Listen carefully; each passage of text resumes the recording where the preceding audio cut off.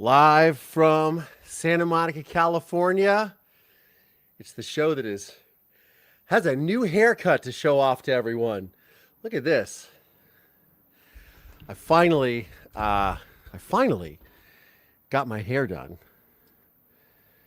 It was long overdue. I tried to do it myself a few weeks ago to make it darker, and it did not work out. So I had my guy Eduardo do it today, which of course he was very upset that I decided to take things into my own hands.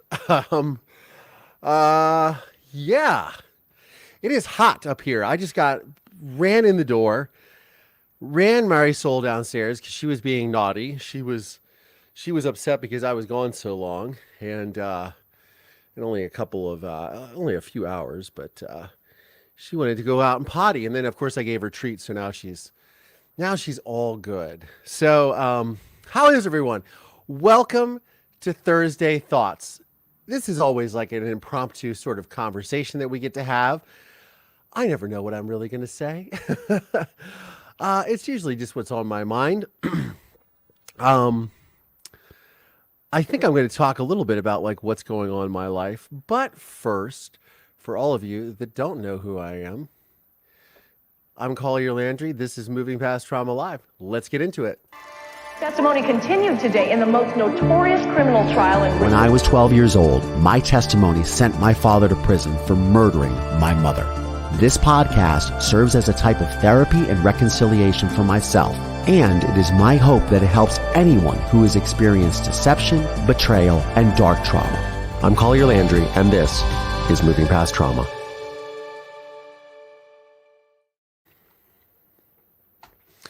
So,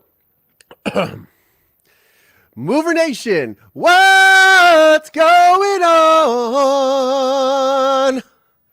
What's happening? I got to know in the comments, do you guys like this little what's going on that I do? Because literally I did it one time 70 episodes ago, and people, when I stopped doing it, people said, why don't you do the what's going on? I imagine one day when this program gets bigger and bigger, I will get something from the Marvin Gaye estate saying, why are you singing what's going on? Although I never really sing the whole song.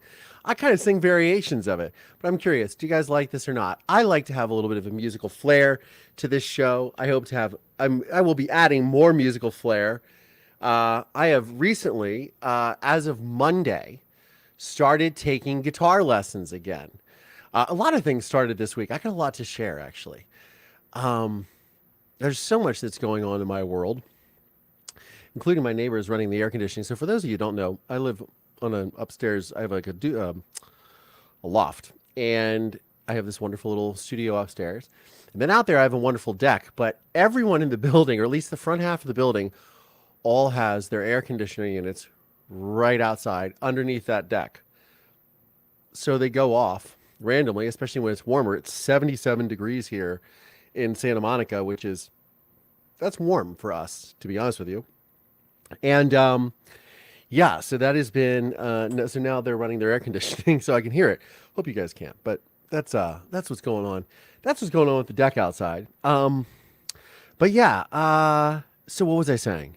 I lost my train of thought. I started talking about the deck. Oh yes, guitar lessons. So I started taking guitar lessons again because I want to do some performing on this show for y'all at some point. And I know that I've talked about it on the podcast before. I've talked about it in interviews, but one of the overarching goals of my entire Los Angeles journey was not only to do something with my story, like A Murder in Mansfield, the film that I made for those of you, and welcome to those of you that have found me because of True Crime Obsessed, because I just did 2 episodes with them.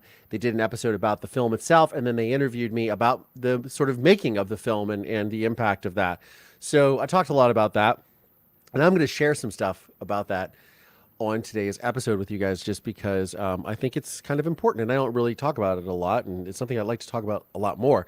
I spent a lot of my time with the film when I was touring, because I was in over 60 film festivals worldwide. So I travel around quite a bit speaking about the actual film. with other filmmakers, documentarians, et cetera, et cetera.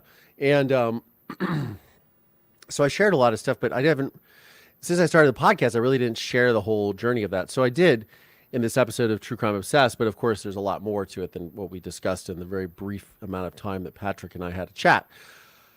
But I also want to say thank you so much. I noticed there's a few more Patreon members. Thank you all so much. All of your support gets all of everything that you guys support goes to making this program. It goes to making content, goes to making more and more content because I love doing this. It's just obviously it's a lot of work, but so thank you, your support. And even if you guys just share, like, subscribe, share the program with people, say, hey, check it out. It all really helps. Clicking like helps with the algorithm here on YouTube, listening on Apple Podcasts or Spotify or wherever you get your podcasts from. So welcome to wherever you may be tuning into this podcast, by the way. But yes, so I spent a lot of time traveling around, touring with the film. But I talked about a lot is this goal for me to do a one-man show. So the first step of that was to sort of outline everything in a linear form, which I've sort of done over the past, I mean, I'm close to 100 episodes on this podcast. And along with all the interviews that I've done, I've kind of laid out the story linearly. Then is to add the creative element to all of that, which is something that I'm focusing on now and starting to take guitar lessons again to be better at the instrument is very key to that. And so I'm very excited about that journey. I've also done something else that I have wanted to do for a very long time. And I recently joined. So for those of you who don't know, I am an avid gym rat. I used to be a fitness model when I was younger. I sometimes post pictures on Instagram of me in very peak physical condition. I'll probably start bringing those out again. But I've been, since the pandemic, I've been swimming a lot, but I haven't been motivated to go to the actual gym and throw the weights around, toss the iron around, and it's something I really, really enjoy. I also really enjoy boxing as well, and it's something that I haven't done because of the pandemic for the longest time. I got out of that flow. So a friend of mine, my dear friend Danny Simmons, who I've known since 2017, we've done a myriad of projects together, film production stuff. He also made a documentary, fantastic one, called Suffer for Good.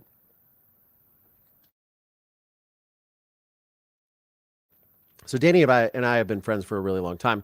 And he was doing a documentary on Gold's Gym Venice. Now, for those of you that don't know, Gold's Gym in Venice Beach is what they call the Mecca. And it is the old school, like all the old school bodybuilders. I actually went there for the first time in 1999. I was out here visiting, and I went in there and I saw like Arnold Schwarzenegger and all of these movie stars and all these people that are in the fitness magazines that I used to read growing up or see. And I really, I got to, I saw all that and I was like, wait a minute, this is where these people all work, because they all work out there. It's like not even like a quarter of a mile from the ocean. It's amazing.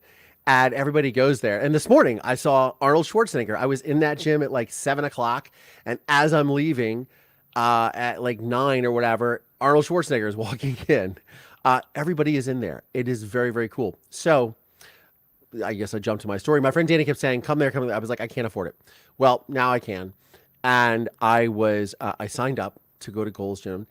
And I've been going like twice a day. I am a very, very, I love being outdoors, being athletic. They have an entire outdoor area. But one of the things, and I have to share this story because it was really funny. So I sign up last Friday and I go to the gym and it's massive. It's, they have everything there. And it just so much gear. It's all, I mean, I don't know how well maintained it is, but it's awesome. And everybody's working out there, but they have an entire outdoor area, and they also have an entire outdoor area in the back. And as I go outside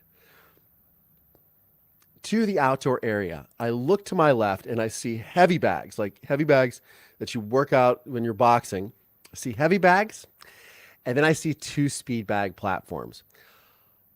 I love doing the speed bag. And when I was making the film A Murder in Mansfield, I was training at a boxing gym in Hollywood called Fortune's Gym. It's owned by a boxer, an Australian boxer named Justin Fortune. His big claim to fame, outside of having this amazing boxing gym, is he fought. Oh God, what is his name? The British boxer who's massive. He's like 6'3". Riddick is what I want to say. Riddick Bowe? Is it Riddick Bowe? Anyways, I think it might have been Riddick Bowe. He fought this boxer who was literally, Justin Fortune's like 5'10". Riddick Bowe, like this guy's much more, much massive. I should probably look it up. It's not Riddick Bowe. But he fought Lennox Lewis. Thank you. Lennox Lewis. Nobody knows what I'm talking about. Lennox Lewis. British boxer, tall African-American guy. I mean, he's huge. He's like 6'3", 6'4", massive guy. Justin's like 5'10", but he fought him. I don't think he won, but he fought him, and that was pretty cool. So he had a boxing gym. So I would go there and train, and I would hit the speed bag, which is something that it builds your rhythm, right? And it's so much fun. And I even have a little like makeshift one in my doorway to my closet that I got. It's fantastic, but I have not hit a speed bag platform in probably 6 years. So I go to the gym. I walk up and I start hitting the speed bag, and I haven't done this in literally like 6 years. And of course, I'm really sloppy, but I've got my headphones on. I'm so excited. However, I'm looking at the bag, and the bag says Jimmy on it. And this is a little bag, and I'll show you in a second. And the bag says Jimmy on it. I'm like, why does the bag say Jimmy? I'm like, okay, whatever. And there's a woman standing next to me, and she's using the speed bag, the lower platform. And I start hitting the speed bag. And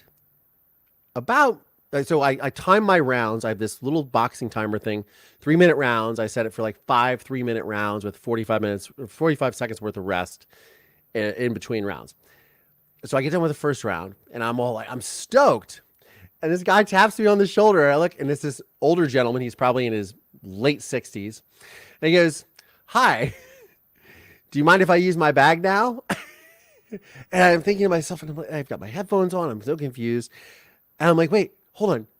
Are you Jimmy? Is this your bag? And he goes, yeah, He's kind of getting snarky with me.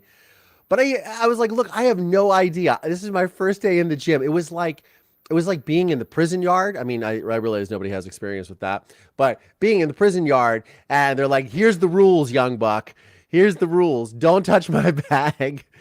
Don't play with my toys. This is the rules. So he schools me, and he says, I was gonna stop you, but I could tell that you're actually pretty good at it, so I didn't want to interrupt you. I just figured I'd wait till you're done. I said, well, thank you. So because of Jimmy, I had to go out and get my own little speed bag, which I got from Fight to Finish in Westwood, which is a suburb of Los Angeles where UCLA is. I, of course, put my name on it, if you can see that. So nobody mistakes it that this is Collier Landry's bag. I got the red, white, and blue because I thought it was pretty cool. But here's the big key. So to hook it up to the speed bag platform, they don't provide you with the equipment to do it. It's just a little hole. So you have to buy this U-lock, which comes from speed bag swivels, because they just have the swivel without the lock. So I had to go around and find the proper size, because I bought a professional speed bag swivel, but it didn't fit. And so it was so much drama. This is what I did with my Sunday afternoon, so I could literally work out and do the speed bag, because it is that much fun. So I had to go get this little silly piece of cotter pin bolt thing to use the speed bag. But big shout out to Jimmy at Gold's Gym for at least showing me the ropes on my first day. He's like, here's what you do. So now I just go, and then I see people watching me, and then I take my speed bag down off the platform and put it in my bag. And I feel such satisfaction because of that. Because I'm like, that's my speed bag. You can't play with my toys.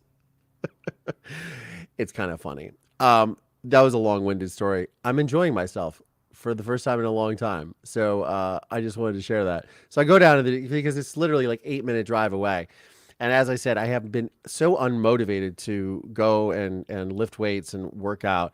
And I wanted to go to a place where I would be motivated, see lots of people that are inspired to be healthy. because I am healthy, but I want to be in better shape. And I got a lot of stuff going on. So it's just been very cathartic.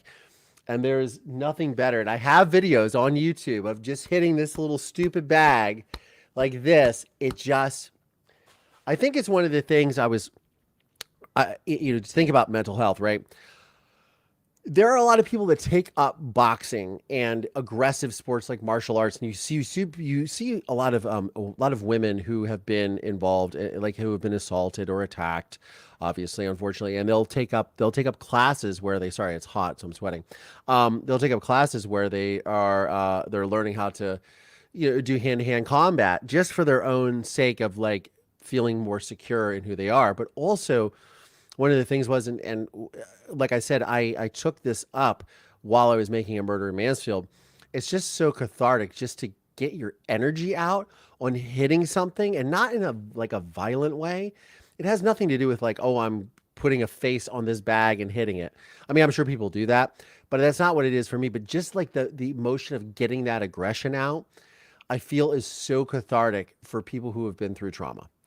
And obviously, exercise and things of that nature are very rewarding. I swim every day. I was an avid runner for years. I'll still take up running.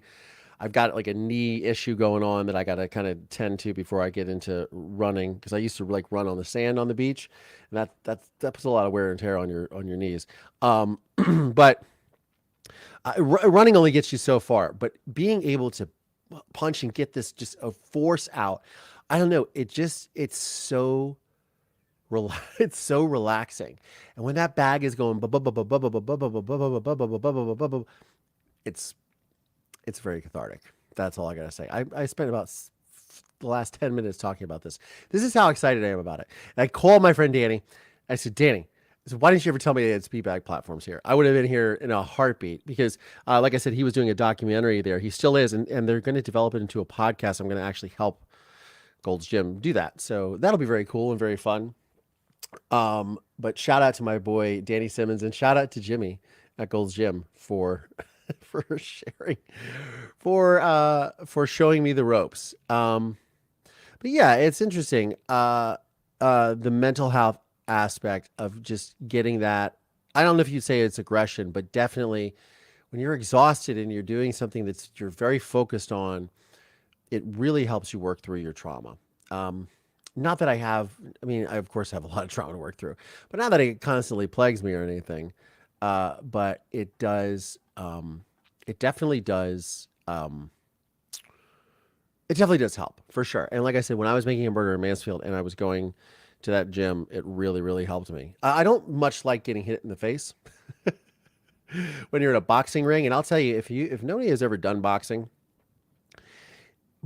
or fighting, like you see MMA and you see how cut these guys are, and just built, because it is exhausting. And I remember the first time I got into a boxing ring, I was exhausted and I looked over and 45 seconds had gone past in the first in the first round. Because it's like an adrenaline dump, right? Your adrenaline's up because even though you're fighting with your friend and you've got headgear on and you've got gloves and stuff, you're still engaged in like a combat with someone. So you get this dump of adrenaline, and then when it goes through you, you just crash. So great workout. I can't tell you how much I enjoy it.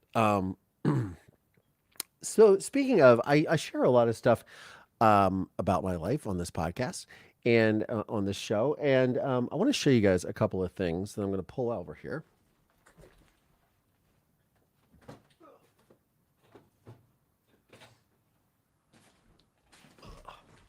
Of course, I get hooked on my bag, which is on the floor. Okay, so a couple of things. So, you know how I reference all the time when I tell my story? I talk about how in my bedroom I knew what had happened with, and the timing of what happened to my mother because of my Batman clock that was on the wall, which I looked at, and I testified at trial about this. Well, I have this here the other day. This is that Batman clock. At I had hanging on my wall that told me what time it was when I heard my mother get killed. This is the clock. So I have that behind me on my little area of stuff. But yeah, this is the original. This is the clock that I had hanging on that wall. So yeah, it's interesting. Would I be able to see it now? Probably. Um, that is uh, that is the clock. So that's how I knew what time it was. A lot of people ask me that, so that is how I knew. I didn't have a watch on. um, I'm looking through the. By the way, thank you, Kathleen Welsh, for the sticker. I put it up on the thing. Thank you so much for contributing to the program. Again, I appreciate all of that. Every little bit helps to keep the lights on, to keep the productions going. It really helps. A second thing is I talked about this, and I have to bring my friend John Morrissey, who is my co-executive producer of Murder in Mansfield. He made the film American History X, and the other day I was speaking at his class at the New York Film Academy on the making of A Murder in Mansfield and sharing my journey as a filmmaker and now podcaster and I guess YouTuber. It's so weird to say that, like a YouTuber, right? Because I had so many people in my life 6, 7 years ago, right here was around when I was making my film. They said, "Call, you need to start a YouTube channel and you need to talk about this stuff." And I never did. I wish I had listened to them.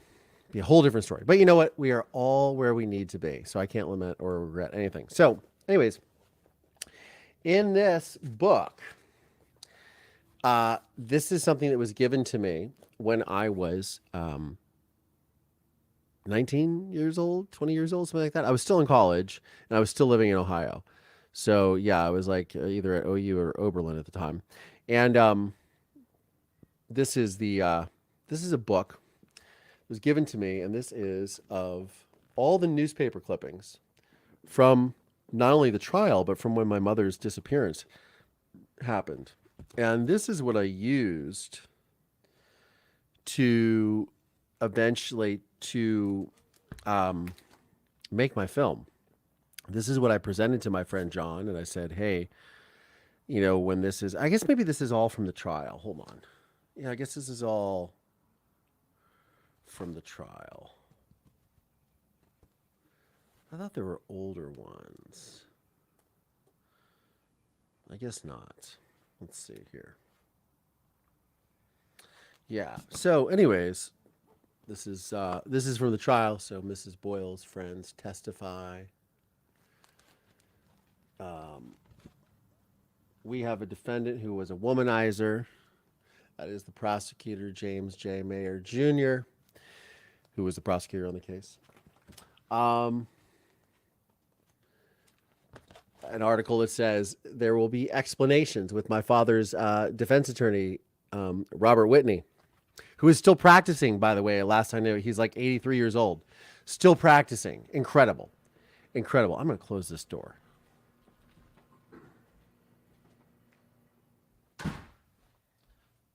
That air conditioning is really getting annoying. Yeah, so Robert F. Whitney, he is still practicing, apparently. It says, Boyle shows no emotion in viewing videotape from June 11th, 1990. Obviously, this is the video showing my mother's body being exhumed. This is a photograph from the newspaper. This person is illustrating how the jackhammer was used, that my father used to dig my mother's grave. Boyle hurried. Realtor says time, not money, counted when he was trying to buy the house, which is where they put my mother's body at. Boyle question at bank, unusual.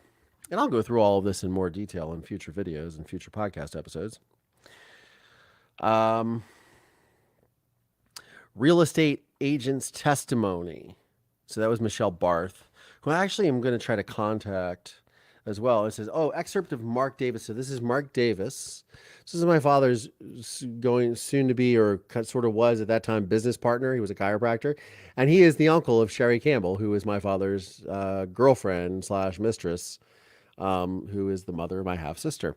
And that is them at the trial. All smiles in the photographs, which is kind of weird, but hey, whatever. As Andy Warhol said, we all got our 15 minutes of fame, right? So there you go. But this is him holding up the jackhammer chisel that goes on the end of the jackhammer.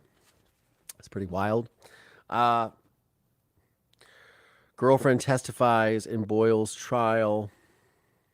So that one of my father's ex-girlfriends, she had lived in Florida, and actually,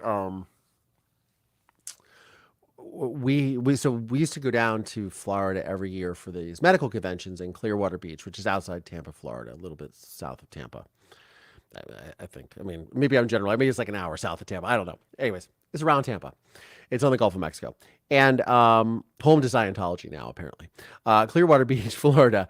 And I remember one trip that we went down there. We drove somewhere else in our rental car, like hours away from our hotel. And we went to this like apartment complex or something. And my father had bought a camera. And it was like a Minolta camera with a really long lens, a telephoto lens. And we were in this convertible, and he was screaming at my mother, screaming all these profanities, telling us to get down. And he was taking photographs. And I remember asking my mom, like, what is he doing? What are we doing here?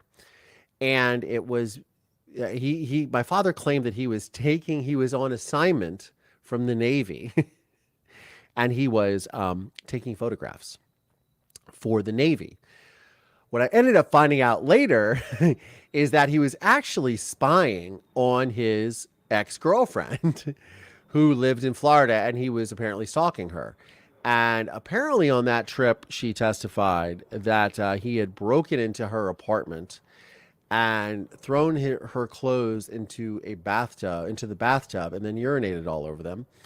And then also stabbed like a note or something in the door to her closet or her front door, something, just obviously very, very threatening.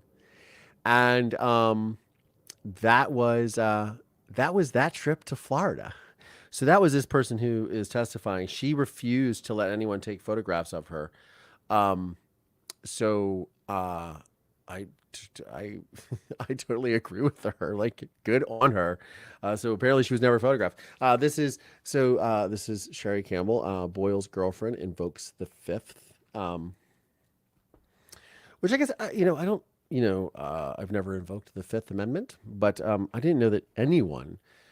I thought it only applied to somebody who was like actually on trial, like actually in a court case. Like you're, you don't want to incriminate yourself. So I don't know why you would do that unless you are on trial. And then it has testimony excerpts, and then it has photographs of obviously. And now I have a producer that I was doing another project with that has actual color photos of this. But if anybody has any of these articles, I would love to get my hands on them for sure. There's the courtroom, which you see in the film. There's some shots of the courtroom. Of people, I'm sorry, outside. This is the outside of the courtroom. People watching on the television monitors, rather. Sorry. Wrong. They're all watching the television monitor. Boyle in a hurry for shelves. Dusty jeans taken from Erie House, which has the concrete dust on it. Boyle's son to testify. Prosecutors still unsure about 3-year-old daughter, but there we go. Boyle's son to testify. Boyle in a hurry for shelves, and it has a sort of like a background here of a diagram rather of the basement of the Erie home where they found my mother. So you have that. Boyle's family to take stand. And there we go. We all know who this guy is. Boyle's son describes Boyle as explosive.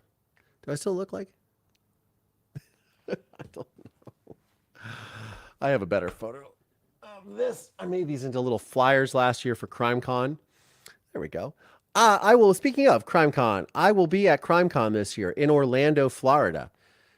This is the photo of me, by the way. That's in that thing. It's just this is a color photo. See, I will be at CrimeCon this year in Orlando, Florida, with Tara Newell to promote our podcast Survivor Squad. New episode dropped today with Harrison James. Part 2 of that interview drops tomorrow. Last week was Amanda Knox. Check out the podcast; it's going really well. It is not here on YouTube, but it is on Apple, Spotify, wherever you get your podcast from. We will be there promoting that podcast. So, and I'll be promoting all my stuff as well. So, CrimeCon was fun last year, and let me see here. So, prosecutor reviews Boyle's motives, final arguments, paint two Boyles. And I think I told you guys I have been slowly transcoding all of these tapes from the trial, but I'm still looking for more because some are missing. But there's the prosecutor pointing out something, and my father. I mean, these are really good photographs that these guys took, by the way, way back in the day.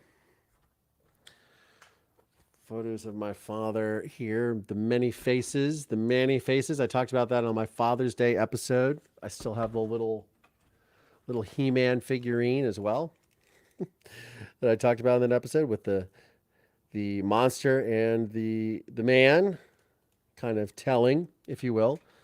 And then obviously the many faces of my father. Prosecutor challenges doctor. I'm just reading some of the headlines. But then, of course, Boyle found guilty of murder. So anyways, this is the book that I presented to my friend John Morrissey and then later to Barbara Koppel when we were setting out to make the film A Murder in Mansfield. And because, as I've talked about before, on other episodes, the original concept of the film was to be a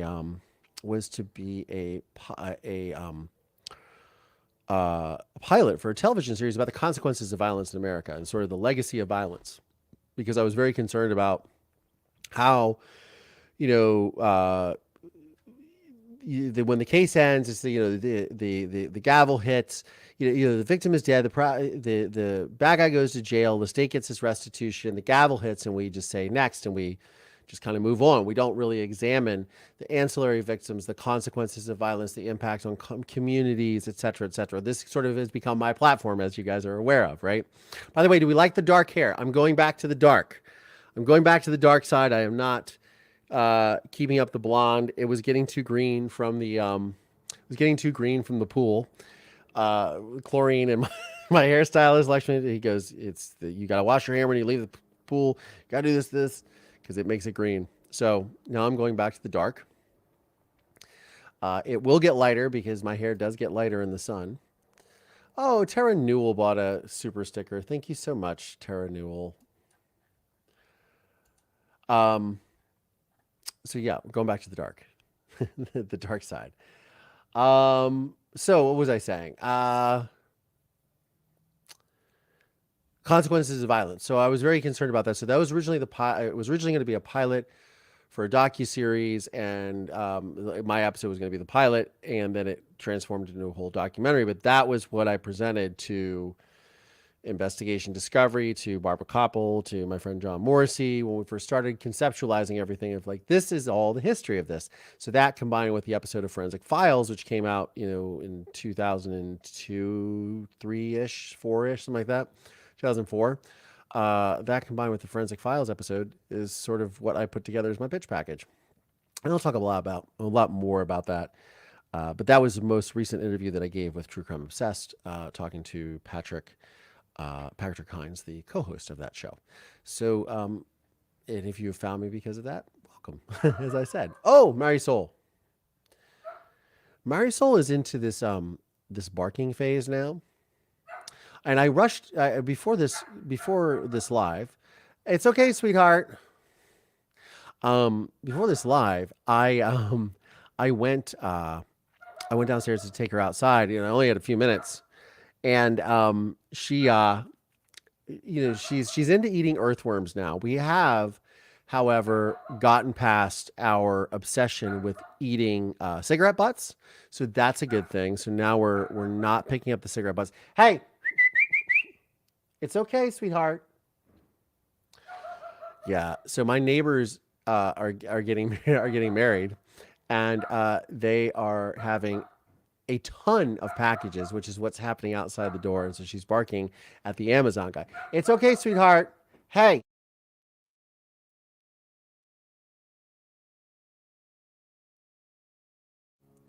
I really need to bring her up here. I need to have like a little playpen area up here. The problem is there's carpet and she'll wee on it. We haven't really done too well with that. But she has stopped eating the cigarette butts. So everyone, I told her this is a tobacco-free household. She hasn't really understood that, but now I think it's starting to sink in. So she's stopped eating the cigarette butts in my rushed activity outside to get her all settled before we had to jump here on the live. So yeah. What else is going on my word? By the way, okay, so the verdict is, do we like the hair? I don't know. I didn't see anybody say. Does she have a favorite? No, she likes Newports. Kidding. I make that joke because they don't sell Newports. They don't sell menthol cigarettes in California anymore. And I literally was talking to somebody the other day. They were smoking a menthol cigarette. And I said, "Are you smoking a menthol cigarette?"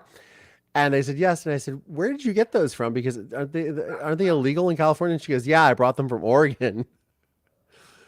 I get them from Oregon. Like I have to go up and I mean, come on, man. Really like that. Come on.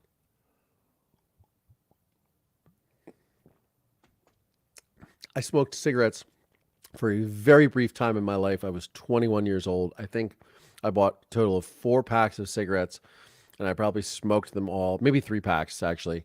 I smoked them over a period of like 6 months. And I think, I think like half of them I throw away anyways. I don't know why I thought it was cool. I'm asthmatic. Like this is the dumbest thing ever. But I'm so glad I got over I got over that because it's just not a very, no offense to anyone who smokes. No offense. I have many friends that still smoke. That is their choice. That is okay. But yeah, did not work for me at all. Just put oil on the tip. Way better dark. Okay. Smuggling in menthols. Yeah, that's what I thought. You could put a little like peppermint oil or something on there. American spirits are. I have smoked clove cigarettes before. Those, I mean, just like, I mean, makes you. I would occasionally take a drag of a cigarette when I used to drink, because my friends would smoke cigarettes when they drank, and so I'd be like, oh, I'll have a drag, and then it goes right to my head, and I'm like, whoa, yeah, not good, not a good way to live. Um, yes, I called it her rebel team. Teen years eating worms, protein bar. Yeah, she likes the earthworms, the dried earthworms on the sidewalk. I do not know. Kathleen Welsh, you say, I am interested in the resilience of victims, not the crime aspect. Yeah, I am too. It's very weird. I think that is, I guess, one of the good things about true crime is that people. I think growing up, I would have been interested to hear somebody like myself's story. I think that, okay, I made it out okay. You made it out okay. You went through this. Okay, great. Thank you for sharing that. I think that I probably would have been really into that as well. Um, but I never had that. And people really weren't sharing their stories like that. So I don't know. It's interesting. It's interesting. Interesting. Was my mother ever afraid of him before he started dating Sherry? Um, Teensy Fly asks. So, yes, my mother was afraid. Well, I think my mother wasn't like living in fear of my father, or else my mother would have left before he took her life. Um, m- uh, but he was very nasty to us. I think her biggest concern was me, or how he treated me, or how he made me feel. I think that she was like, I can handle Jack. I think that was always her probably her biggest thing was that I think that she was like not going to back down to him. But my father had many, many, many, many, many girlfriends before Sherry. Like, she was just the latest one in a string of, sometimes he had several at one time, apparently, which I still really struggle with, like, trying to figure out how that works. Tara Newell and I had interviewed Jennifer Faison, who did the podcast Betrayal. And she does the television series. It's now out. It's a docu-series. I don't know what platform it's on Hulu, but I don't know who did the show. Maybe it is Hulu. Um, but she talks about her relationship with her husband Spence. They were college sweethearts and all this stuff. And it's so heartbreaking. A lot of it is really heartbreaking. But I found a lot of interesting parallels in that story with my mother's story, or my story, or our story, with my father, which is like this dual life. So this guy was a school teacher, but he was having all these relationships with these women, and he was like, had obviously, online dating accounts, and would having rendezvous with women in like parking lots, and at the, in the car, before school. I mean, just really wild stuff. And I often think, like, if the internet was a thing back then, would my father be using dating apps and trying to hook up with multiple women, and carrying on these extramarital affairs, or carrying on several relationships at one time? So it really struck me with Jennifer's journey. And obviously she turned it into something very positive. She made this podcast, and then has made this television show. Good on her. And it's helped a lot of people. And she helped empower the young woman who was a teenager, who was in this guy's class, which is ultimately why he went to prison, because of this relationship, and because it was, the R word, which we can't say here on YouTube, but carried on an inappropriate relationship with an underage girl. And he, ultimately served prison time for that. But of course, he gets out, and just his chain of descent, like many of these perpetrators and narcissists, are just like, oh, well, and as if you listen to the episodes, the first episode of Survivor Squad, of our Survivor Squad podcast, Jennifer shares her story and shares that he got out, and then he can just carry on with his life. And, the trail of destruction and the wake of destruction that he left is just wild. And, but she made this show too, which is fantastic. And it's kind of like, I was telling somebody the other day, yeah, he went to prison, and that's bad. But he, probably, he only got out in a few years, and he was continuing to gaslight her, and like talking to her, and she plays the prison phone calls on this podcast and in the show. It's wild. And, ultimately my thing is, don't mess with creative people, because we will find a way to expose you. We will find a way to shine the light in the darkness. And for me, I think it would be much easier to go to, well, I mean, I don't ever want to go to prison anyways, but like, when you think about the public, the going to prison and serving time versus, having your life put on blast on a podcast that has millions of downloads, and now a television show with your, I mean, the crazy thing is that the phone calls, his phone calls to her, and his letters, and the way he's trying to justify his behavior, or worse yet, it's him trying to play the victim in all of this. I mean, it's so wild, but it's just like my father. It's the same thing. It's, once you learn how to spot these people, it's all the same behavioral pattern, right? So, which is why I share my father's letters. But it's pretty staggering. It's pretty staggering. But again, he's out, but now his lies and his deception and his misdeeds, if you will, or the bad shit that he did, is out there for all the world to see. That sucks for him. It's great for her. I mean, she, and even though I'm sure there's a, and there is, I can speak from personal experience, there is a level of catharsis to this. You still, like, it would have been better not to go through any of it in the first place. Like, nobody really wants to go through this. Nobody really wants to be put through that kind of hell. just for the sake of exposing someone, or it sucks to have to do that. It really does, to go to those extreme measures. Anyways, thank you so much. Love the hair. Thank you so much. Missing you. Did she have a favorite part?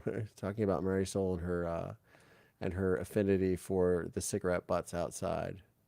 Yes, truth is the only way.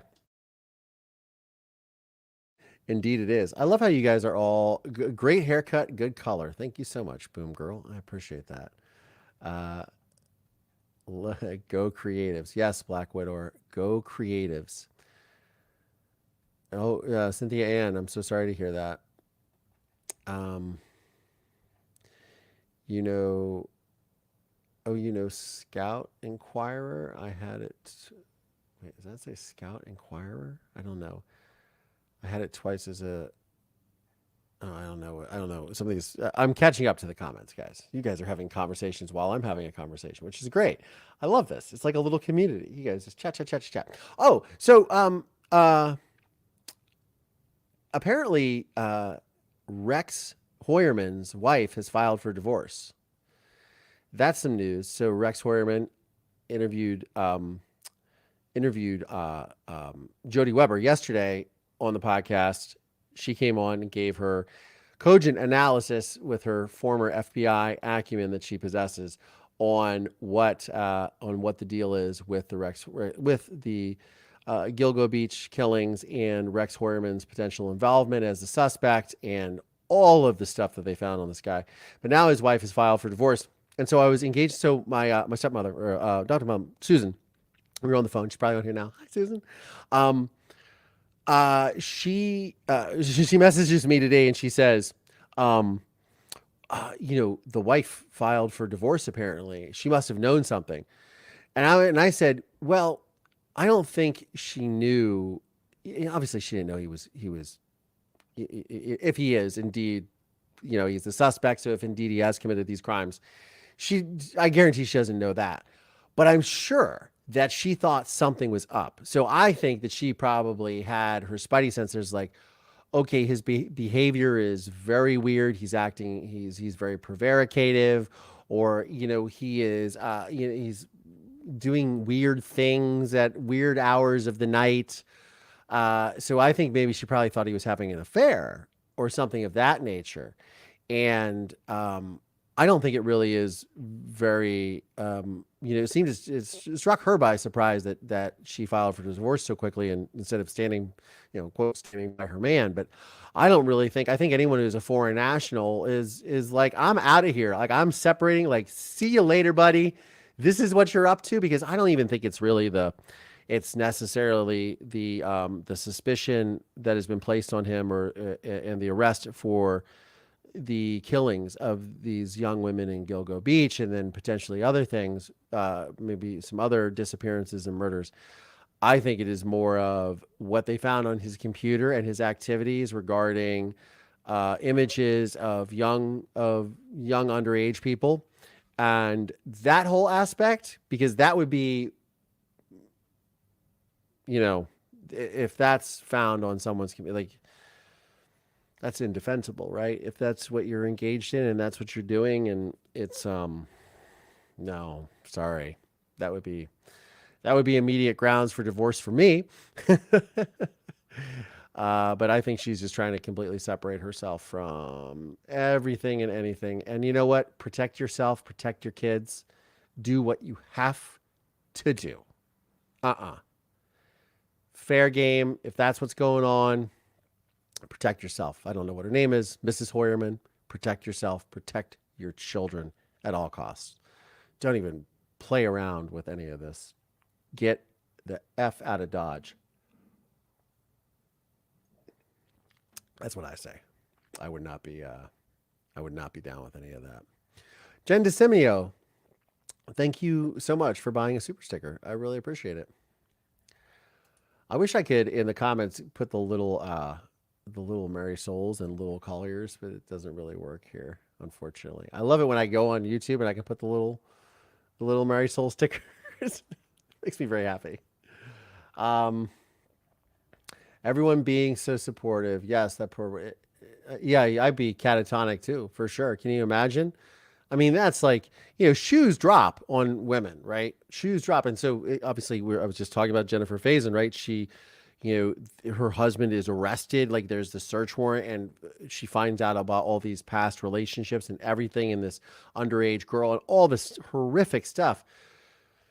And then it just keeps going and going further down the rabbit hole. And she just discovers, 70, 80 relationships while they're married.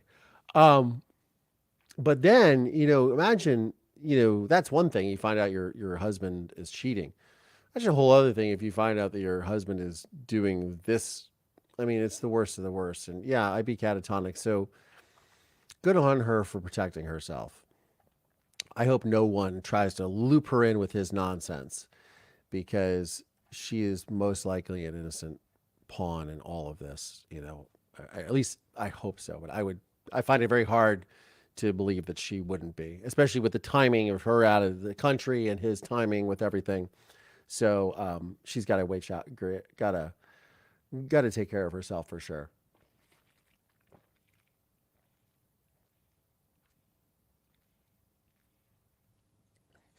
Phyllis Chafin says they will try to make everything your fault. Oh, they lie, cheat, and abuse. Yes, for sure. And it's what I was thinking about this. I was driving to get my hair done from the gym, and I was thinking about people cheating, right? And I think it was probably because I saw Arnold Schwarzenegger, and I was thinking, or it was because I was thinking about how he had the affair and the housekeeper, whatever, child, like all this stuff, right? But it was like, okay, I understand relationships fall apart. People are not perfect people in relationships. I most certainly have not been a perfect person in relationships. At times, I've tried to do my best, but you know, I wonder. I think for me, when I think about the husband or wife stepping out of the marriage or the relationship, is I think that that's one thing. Don't be abusive about it. I get it. Things happen. You guys grow apart, whatever. But I think that's where I personally draw the line is when the abuse comes into the in as a factor. It's like if you do that and then you guys just separate. It's like, look, I don't want to be in this thing anymore. I don't want to. Whatever your decision is, okay, great. That happens. It sucks. Whatever. But it's a whole other thing when you are abusing your partner and your spouse, both sides, and playing these games. It's like, don't waste anybody's time. Just this is it. This isn't working. I found someone else, or I want to find someone else. This isn't working for me. Done, clean. See you later. Don't be abusive. Just save everyone the time and heartache.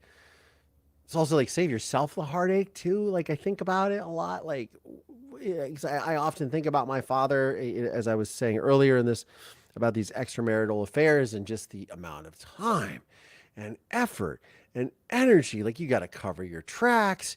You've got to deal with like there's so much. And nowadays with like the internet and the Instagram and the dating apps and all this stuff, and you leave your phone on and like people will be like, oh, I saw this app on your phone. And like, what app are you talking about? Like, people have got all these ways to be caught or just whatever. It's like, just why go there? It's just the same. It's the same reason as I was saying earlier about, in previous episodes about people perpetrating crimes. It's like, how do you, I just saw a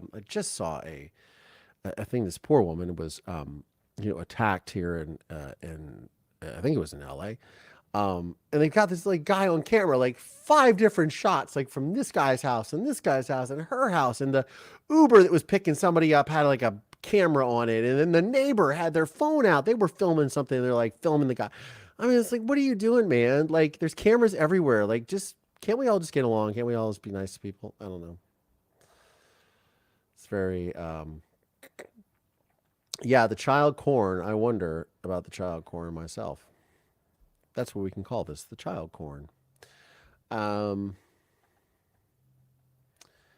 His wife and daughter had to surrender their passports. Oh, they did. Ooh, that's interesting, Kathleen Welsh. They had to surrender their passports.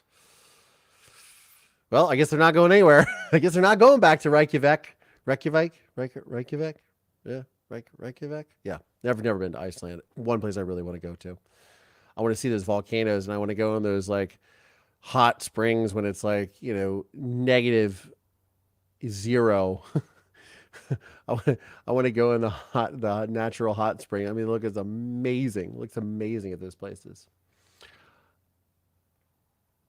And thief cover and their other life is over. Yeah, I'm sure there must be tremendous anger with her. Cheaters suck. Lose if you're looking for if you leave if you are looking for something you do not really got. Yeah, for sure. And I get it. People grow apart. It happens. It happens. But like, don't abuse. Don't prolong. Don't save everyone the heartache. Now this poor woman, I mean, has now been dragged into just a complete and utter, realm of just devastation and heartbreak.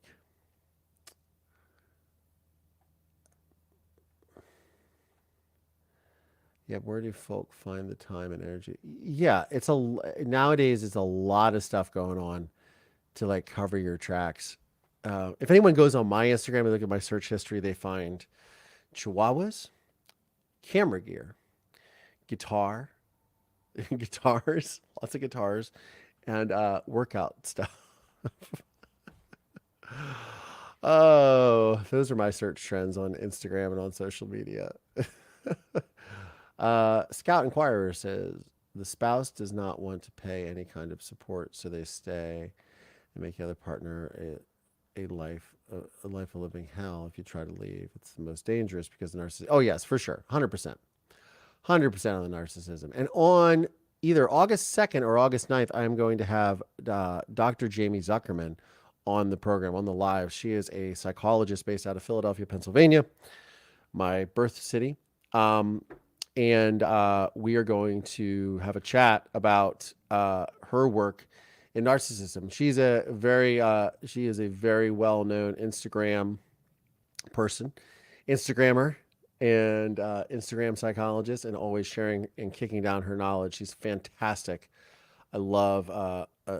We had a great conversation with her on her Survivor Squad podcast, and she's going to join the lives to answer your questions about narcissism, gaslighting, all kinds of really cool stuff. It's not really cool stuff, but her information is really cool. And she's so, it's interesting because she's someone who doesn't come from that background of abuse too. So she has a really unique perspective, just strictly clinical, and then dealing with it around her and seeing other people go through the abuse. And so she shares a lot of really good pearls. She's going to share a lot of really good pearls of wisdom. So I can't wait for you guys to check that out. She is great. PTSD is not a fun thing, by the way. Complex PTSD. I think we're all collectively, and we've all been through a complex trauma in the last several years. Pandemic. I was discussing it with my hairstylist today of just sort of trying to get back to life. And then I had shared with you guys on my Instagram live the other day. When I was speaking at New York Film Academy. I was right by Warner Brothers and Universal Studios, so everybody was picketing there, and it's sad to see the industries pick back up and then crash again because of greed over money and all kinds of things. And it's a shame. So anyways, hey, look, we filled up the hour, and I didn't really have anything specifically planned, but it seems like everyone has enjoyed themselves, as have I, and I've gotten to share a little bit about my life and what's going on. What's going on? What's going on? And you guys got to see my new fabulous haircut. So I want to say a very special thank you to all of my Patreon supporters, all of my channel members here on YouTube, all my channel subscribers, and for anyone who is new here, please do me a favor, click like and subscribe to the channel. It helps with the algorithm. If you're listening to this wherever you get your podcast from, please, if you wouldn't mind giving me a 5-star review, or at least a review, I would really appreciate it wherever you're listening to podcasts from. And I want to say thank you all so much. I love all of you. This is why I do it. I love doing this. I love chatting with you all and sharing with you my life and my sort of story. So on that note, I'm Collier Landry, and this is Moving Past Trauma. Thanks, y'all.